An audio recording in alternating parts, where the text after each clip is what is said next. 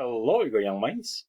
Ngayon ay pag-uusapan natin on how to add and subtract similar fractions. Okay? Masasabi nating similar fraction yan kapag ang denominator ng dalawang fraction or kung ilan man yung fractions na pinag-a-add or pinagsusubtract ay magkaparehas or the same. Tulad nitong example number 1 natin, I have here 1/8 plus 2/8. So parehas ang denominator nila, therefore, they are similar fractions. So ngayon ay alamin natin kung paano ginagawa. Okay. So para mabilis, sulat muna natin ang fraction bar dyan. Okay.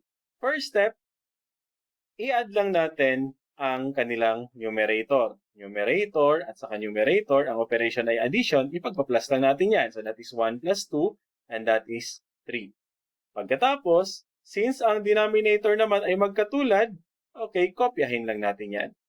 And the answer now is 3 over 8. Okay? Nakagulat, no? Ganun lang po kadali yan. Okay. Example number 2. Again.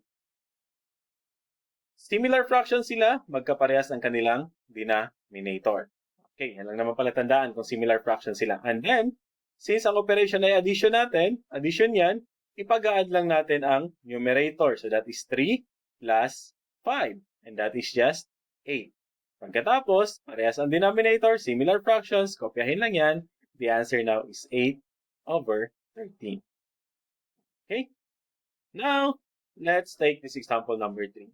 Again, similar fraction to, magkaparehas ng kanilang denominator, parehas 21. So, gawin natin ang operation sa numerator.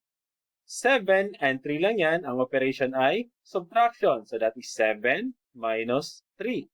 And that is now 4. Okay? Fraction bar tayo. And then, similar fractions, kopyahin lang natin ang denominator. So, the answer now is 4 over 21. Yan lang kadali. Number 4. Similar fractions ulit, magkaparehas ng kanilang denominator, parehas 6. So, gawin lang natin ang operations ng numerator. So, that is 5. The operation is subtraction, 5 minus 4.